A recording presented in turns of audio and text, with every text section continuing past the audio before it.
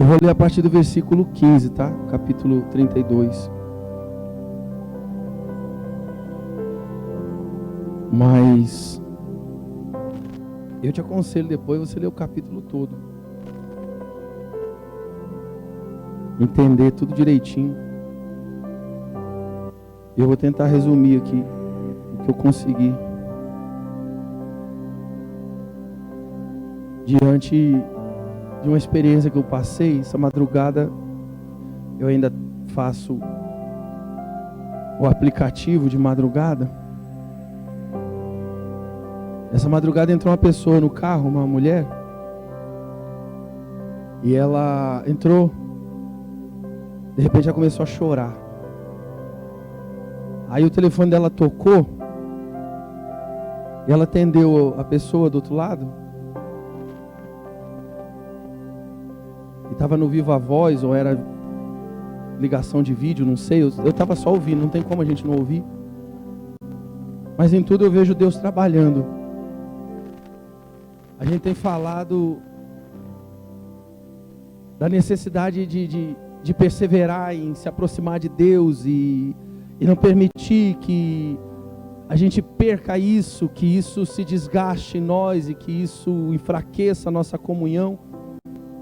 Porque na verdade, todos os dias e cada dia mais, o maior bombardeio que nós sofremos por parte do diabo,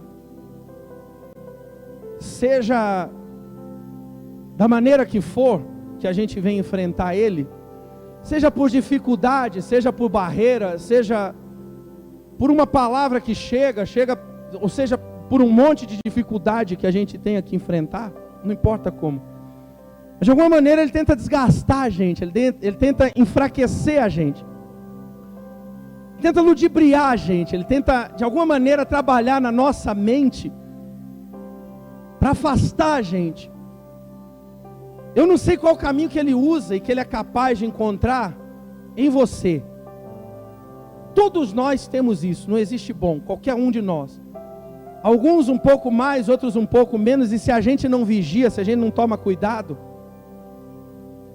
Uma das investidas do diabo contra Jesus acontece como?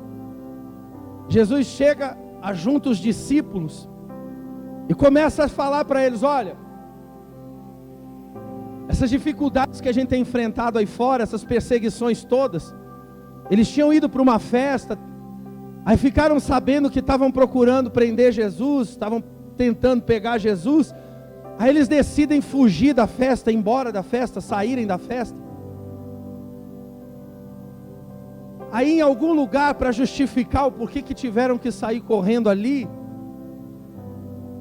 para que o diabo não encontrasse espaço de sugerir qualquer outra coisa para os discípulos, na cabeça dos discípulos, influenciá-los com qualquer outro pensamento. Mas espera um pouco, se somos de Deus, se o Senhor é o Filho de Deus, se nós estamos aqui para cumprir um propósito, se há um objetivo para estarmos aqui, se o Senhor foi quem falou, vamos subir para tal lugar, e a gente chegou aqui, a gente está aqui agora, e daí que tem uma dificuldade ali, e daí que estão perseguindo, agora o Senhor manda a gente voltar para trás, fala que a gente tem que sair daqui, é melhor a gente se desviar disso. Espera um pouco, tem alguma confusão. Ao invés de deixar que isso viesse na mente dos discípulos,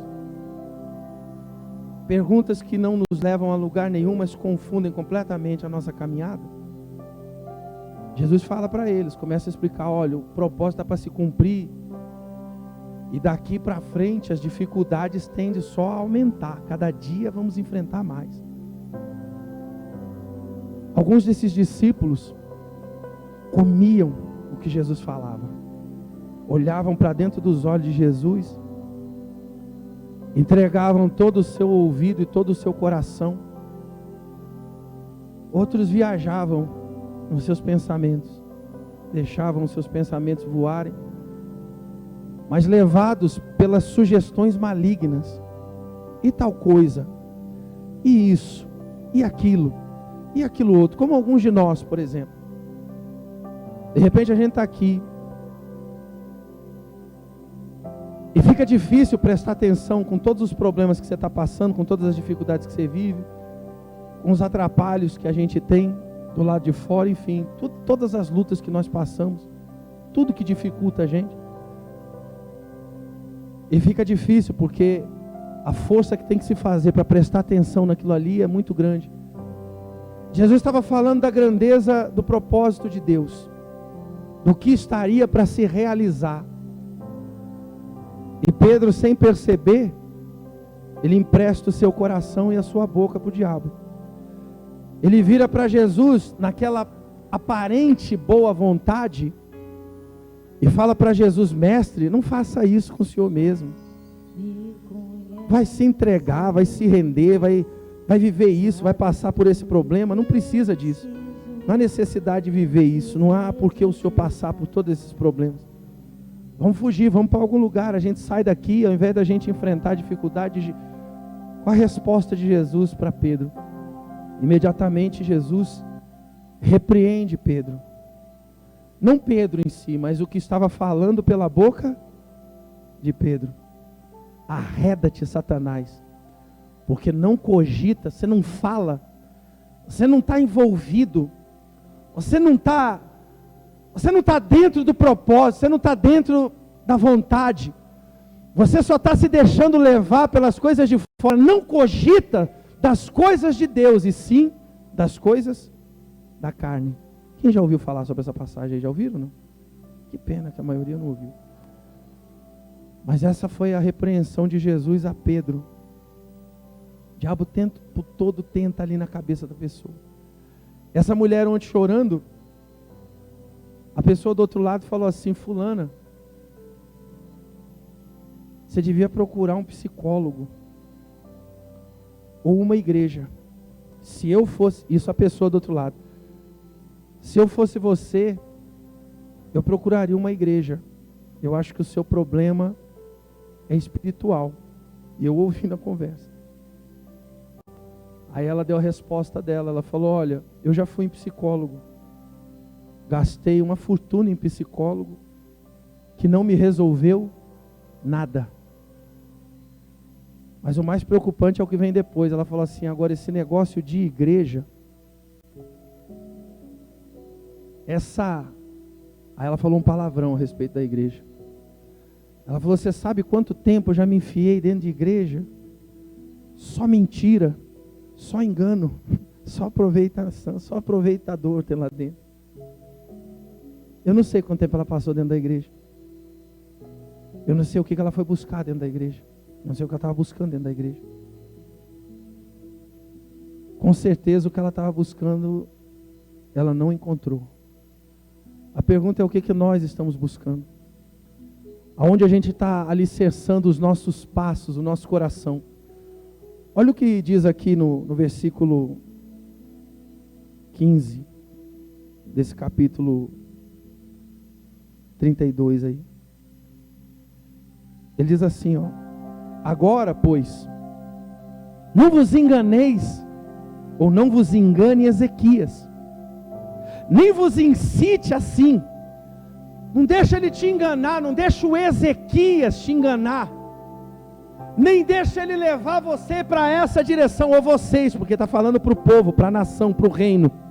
Nem vos incite, nem vos conduza, vos empurre, vos impulsione nessa direção. Não vos incite assim, nem lhes dei crédito, nem acredita nisso, não dá um voto de confiança ao que ele está dizendo, não se deixa convencer por isso, não dê crédito a isso, porque nenhum Deus de nação alguma, ou seja, nenhuma forma que ninguém tentou buscar, conseguiram.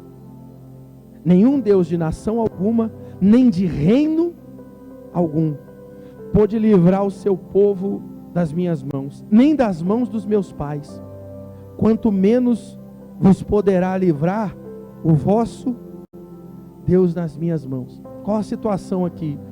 O inimigo vem, a luta vem, a adversidade vem, o problema vem, aquilo que é contrário vem, o adversário vem, dê o nome que der, a doença vem, a dívida vem, a porta fechada vem, a dispensa do trabalho vem, a má notícia vem, a perda vem, o problema vem, seja qual for, veio, chegou.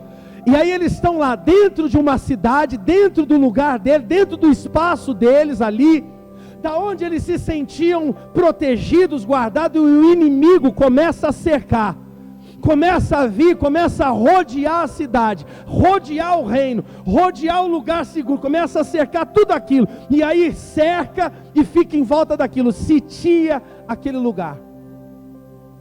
E eles já vinham derrubando desde lá de trás um monte de reino, já vinha vencendo todo mundo. Quando chegou diante desse povo aqui, desse reino aqui, como é que ele começa a trabalhar na cabeça? Como é que ele começa a trabalhar na mente? Ele não levanta o exército e tenta ir lá arrombar a porta e derrubar, porque eles sabiam que não dava para fazer isso, sabiam que não era esse o caminho, não era chutando a porta, não era batendo, não era tentando escalar, porque o muro era alto, o muro não tinha fenda, até então não tinha brecha, até então a porta estava fechada, até então estava protegido. Ele começa a trabalhar na cabeça, começa a trabalhar na ideia. Quem está entendendo alguma coisa, por favor? Como é que essa mulher vai se libertar disso? Quando ela foi descer do carro, eu falei para ela: moça, desculpa intrometer assim, eu acho que você tem que fazer alguma coisa da sua vida, e a melhor opção ainda é se aproximar de Deus. Aí ela: tá bom, obrigado, desceu e foi embora. Você acha que por educação ela não me deu uma resposta como ela deu para o outro do telefone? Qual o problema dela? Ela está com... Como é que fala? Não é depressão, é aquele outro negócio. Ansiedade. Ataque de ansiedade, sei lá, esse negócio de ansiedade. Acho que é isso, síndrome de... ansiedade pra caramba. E aí no meio dessa ansiedade toda que ela começa a sentir, ela começa a pensar. Como que é o nome? Não, ela não era pânico, não, era negócio de ansiedade mesmo que ela falou. Alguma coisa de ansiedade. Aí ela começa a pensar num monte de coisa, começa a vir os pensamentos. Vê, se eu estou falando besteira, bobagem, dá uma olhada. Ela está dentro de um carro, ela estava saindo chorando, que ela tinha perdido o emprego. E não sabia o que ia fazer da vida. Aí estava desesperada. E ela começa a pensar, segundo ela, começa a pensar num monte de coisa, e um monte de coisa começa a vir, um monte de pensamento, e aí ela não consegue, começa a entrar em desespero, aí começa a ficar com medo, aí começa a entrar em pânico, e aí não sabe o que fazer, e aí não consegue ir para canto nenhum, não consegue fazer mais nada da vida. Por quê? Porque a mente está cheia, é o diabo trabalhando na cabeça, encontrou uma forma, lança uma ideia ali, planta uma semente, é exatamente o que ele está fazendo. Ele está falando para o povo, a cidade só poderia resistir se o povo permanecesse firme. A gente só consegue resistir se a gente permanece firme, a gente só consegue vencer se ao invés de desistir, de parar, a gente continua, a gente persevera. A Bíblia diz: olha, tendes necessidade de perseverança. Mas o diabo trabalha tentando trazer a ideia do que? Para, desiste, não é por aí, o caminho não é esse, não está adiantando. Aí a mente começa a trabalhar em cima daquilo. Por quê? Porque para você viver a fé, você precisa crer. Agora, já para você viver o problema, basta olhar para ele. E a gente, como a gente é ser humano, a gente tem uma tendência muito grande a só acreditar naquilo que a gente vê. Então o que você está vendo? Para onde você está olhando? Aí o tal do Senaqueribe, o inimigo, ele vem, coloca um exército todinho ao redor de toda aquela muralha e grita para eles e fala: ó, nós aqui, ó, a gente cercando tudo aqui, ó, olha o tamanho do nosso exército, olha as armas que a gente tem, olha o poder de fogo que a gente tem, olha tudo que a gente pode fazer. Vocês não conseguem, vocês estão presos aí dentro, nós estamos aqui, e lá atrás nós já derrotamos todo mundo. Ele está mostrando alguma coisa. O povo não consegue enxergar que na verdade quem está protegido são eles. O mal é que não está conseguindo entrar, está tentando fazer com que eles abram um caminho para eles. No momento que alguém tentar sair daquela cidade e abrir um portão, naquele momento você dá uma passagem para o mal entrar. Quem está entendendo o espírito da conversa? Ele está lançando a ideia, faz alguma coisa daí de dentro para a gente poder achar uma entrada para entrar. A gente possa entrar, encontrar um caminho para entrar. Faz alguma coisa aí. Aí ela, diante de todos aqueles pensamentos que ela tem, e com o coração endurecido, já convencida das ideias que ela tem, como encontrar uma saída? O único caminho para ela, a única saída para ela, Jesus Cristo, ela rejeita. Eu não sei porquê. Algum momento, pelo que eu entendi, pelo que ela mesmo falou, ela já esteve dentro da igreja. E o pior veneno que a pessoa toma, espiritualmente falando, são essas. Que vivem dentro da igreja, sem saber o que estão buscando, sem prestar atenção de nada. O pior é que na hora que sai, lá fora diz assim: eu estou saindo da igreja, eu acabei de vir, da onde? Da igreja, acabei de buscar Deus. Não buscou nada. Sequer a palavra conseguiu encontrar um pedaço do seu coração, para que um pedaço da semente caísse ali, para de alguma maneira tentar brotar, germinar. Não conseguiu. Enquanto falava, enquanto ele gritava lá, o povo começou a entrar em desespero. E agora? Em quem que a gente acredita? O que que a gente faz? Para onde a gente corre? Porque de fato a cidade está cercada, o problema está aí, ó. Aí chega a notícia da doença. Ó, não tem cura, não tem o que fazer, não tem remédio para isso. Só tem um detalhe: a doença ainda não matou a pessoa, mas ela não consegue mais enxergar que ela ainda está viva e que ela tem oportunidade de vida. Você está entendendo o que eu quero dizer? Quem está compreendendo? A partir do momento que ela permite só olhar para o problema, para a dificuldade, para a doença, ela deixa de olhar que ainda está viva e já começa a viver a morte. Como viver? Como encontrar uma saída? Não tem como. Dá para entender? Tudo é a maneira com que a gente olha. Jesus disse: os olhos são a lâmpada do corpo. Se os teus olhos forem bons, todo o seu corpo será luz, iluminado. Mas para você ter luz, esperança, seus olhos têm que ter o filtro da palavra que traz essa esperança, essa confiança. Saber aonde recorrer, saber aonde buscar, aonde se apoiar. Porque tudo que a gente vai ver em determinados momentos, ou em quase todos os momentos, é o que esse camarada está tentando mostrar aqui. Que a gente não tem força, que a gente não tem capacidade, que a gente não pode, que a gente não consegue, que está difícil demais, que é desanimador, que não está dando fruto o que a gente está fazendo, que todo o nosso empenho é em vão. Quantas vezes a gente já não pensou em tudo isso? E a maioria vai se deixando levar por isso daqui. E é vencida pela ideia. É vencida pela afronta. Ele está afrontando. Ele não entrou dentro da cidade ainda. Ele não venceu ninguém. Mas ele está trabalhando na cabeça desse povo. E esse povo está começando a olhar para si como um povo derrotado, vencido. Dá para entender? Por uma coisa que ainda nem aconteceu. É a fé usada ao contrário. É crer no que não existe, mas é pelo lado ruim da história. Você está compreendendo? E isso é perigoso demais. A fé que transforma, a fé que opera milagre, é a fé em Deus, naquilo que é bom, naquilo que edifica. Mas a gente tem a capacidade de escolher qual fé, o que lado da fé nós vamos usar. Ele tentou afrontar isso. Essa mulher, ela já estava vencida pelo problema, porque ela não conseguia e nem aceitava nenhuma outra saída, nenhuma outra solução. A cabeça dela estava tão cheia de tudo que não prestava, que ela não se dava a oportunidade de tentar alguma coisa diferente. Ela busca em alguém, ela busca no outro um desabafo, uma ajuda, um apoio, porque com certeza ela deve ter falado antes para a pessoa. Quando eu ouvi a conversa não começou quando eu ouvi. Eu ouço a conversa num ponto dela, mas essa conversa deve ter começado antes. Ela deve ter falado: fulano, eu estou num momento terrível, eu tive crise de novo, de ansiedade, eu achei a palavra. Tive crise de novo, agora eu não consegui, ontem não vim trabalhar, anteontem não vim trabalhar, só consegui hoje, mas quando eu cheguei aqui, me mandaram embora, agora eu tenho um monte de conta para pagar, tenho um monte de problema aí, eu não sei como eu vou fazer, estou indo embora para casa agora. E a pessoa, na maior boa vontade, e de repente por ter experimentado e funcionou para si, está tentando falar para ela alguma coisa.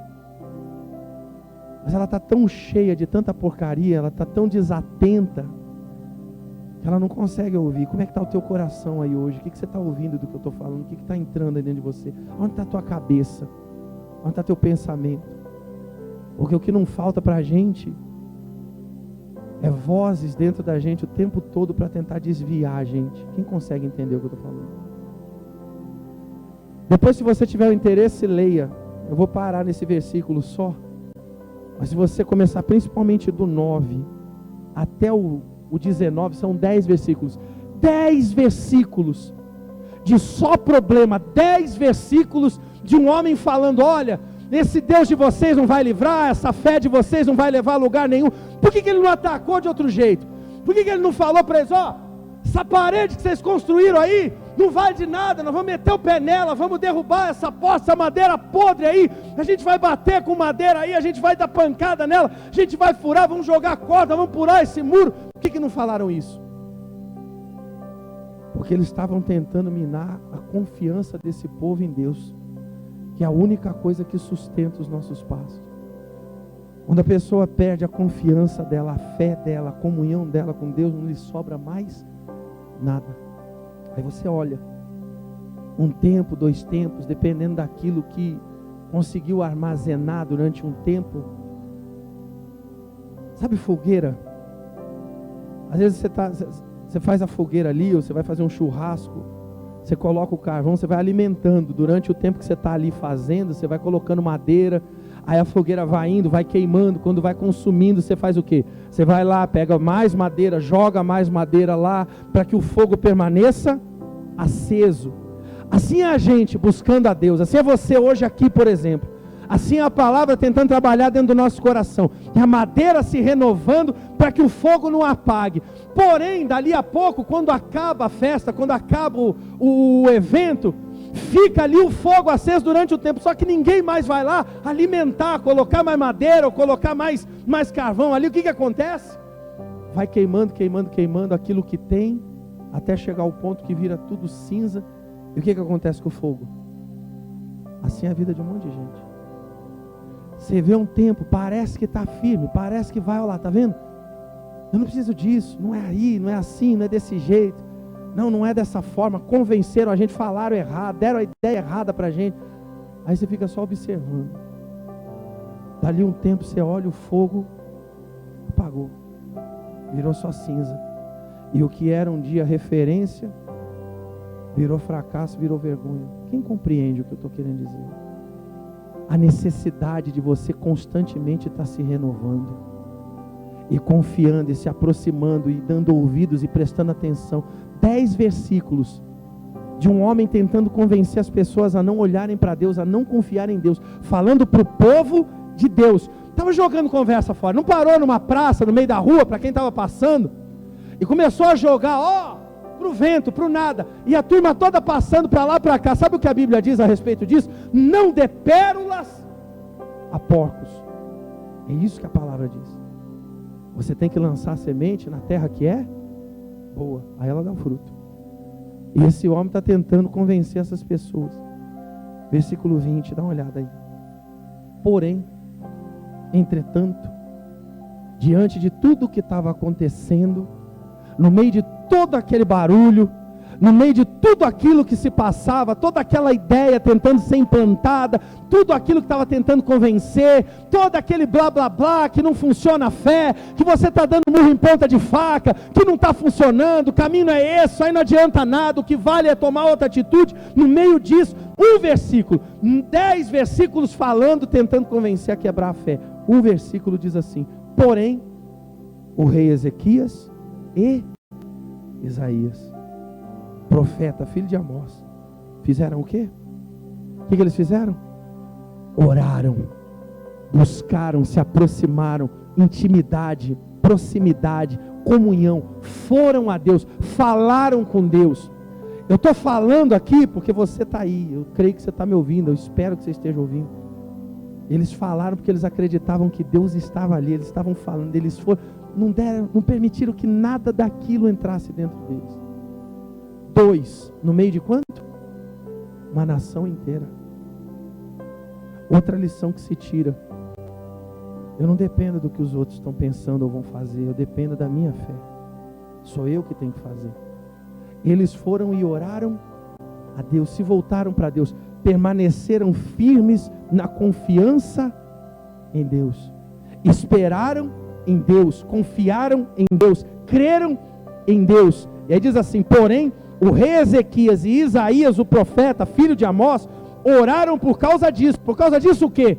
Por causa de toda aquela afronta, por causa de toda aquela situação, por causa de todo aquele problema, por causa do inimigo, por causa da luta que eles iam enfrentar, por causa da necessidade que eles tinham, oraram e clamaram ao céu.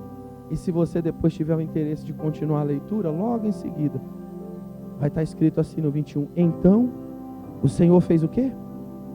O que o Senhor fez? Deus não muda. Deus é o mesmo ontem, hoje e será para sempre. O mesmo Deus que no passado, quando o povo não usava roupa como nós usamos, não tinha a tecnologia que nós temos, não tinha todas as coisas que nós temos, as facilidades que nós temos, não tinha o mesmo estudo que nós temos, mesmo conhecimento que nós temos, a mesma quantidade de palavra que nós temos, a mesma quantidade de igreja que nós temos, o mesmo Deus que agia lá atrás, permanece usando ou agindo hoje, da mesma forma. Ele não muda. Quem muda somos nós. O tanto da nossa confiança, o tanto da nossa entrega. Uma nação inteira se preocupou, se desesperou, mas teve quem orasse, teve quem agisse. Às vezes a gente olha e se vê sozinho diante de determinadas situações, ou a gente não consegue enxergar ou ter todo aquele apoio que a gente espera, ou todos os recursos que a gente espera. Mas quando você recorre a Deus, não importa como você recorra, o importante é que você faça isso, você vá a Deus, e Deus sempre vai estar ali para estender a mão. Então o Senhor enviou um anjo. Quantos?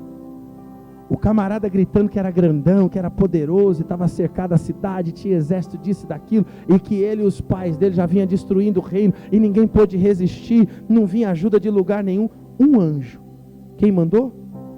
Deus. Que destruiu todos. Quantos? Todos os homens valentes, os chefes, os príncipes no arraial do rei da Síria. E este, com o rosto coberto de vergonha, fez o quê? Voltou para sua terra envergonhado. Deus deu a vitória para aquele que clamou a Ele. Ou seja, resumindo tudo isso que eu falei aqui, Deus sempre atende àquele que confia nele. Ele sempre é o socorro bem presente. A questão é, quanto firme a gente permanece durante tudo aquilo que está tentando convencer a gente do contrário. De vez em quando você dá uma olhada assim nas coisas, e você vê que o que as pessoas falam está muito longe daquilo que elas fazem. Isso é para a gente julgar elas? Isso é para a gente criticar elas? Isso é para a gente ficar pesando mal contra elas? Não. Se Deus permite isso, é para mostrar para a gente, ou para a gente tirar a lição, para que nós não venhamos cair no mesmo erro que os outros têm caído. E não importa o que é que os inimigos, ou o que é o que as afrontas estão tentando mostrar, falar para você, importa que você permaneça firme com Deus, e Deus vai te dar a saída que você precisa. A palavra sempre fala para levantar a gente. Quem entendeu alguma coisa, fica de pé aí no seu lugar, por gentileza. Glória a Deus. Louvado seja o Senhor. Feche os olhos.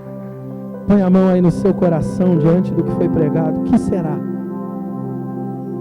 que Deus conseguiu encontrar lugar no teu coração para falar dentro de você, te instruir, te dar direção, sei o que você está passando, o que você está vivendo? Ou de repente só o rei da Síria,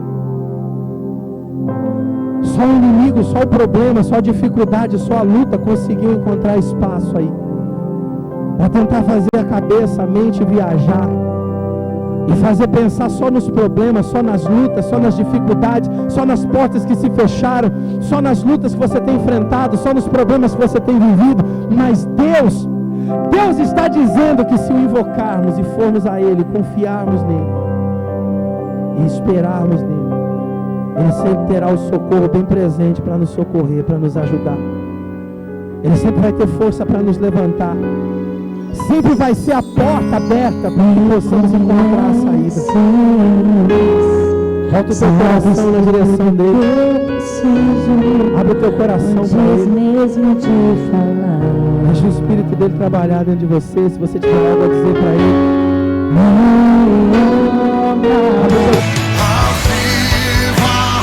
Igreja Batista Viva,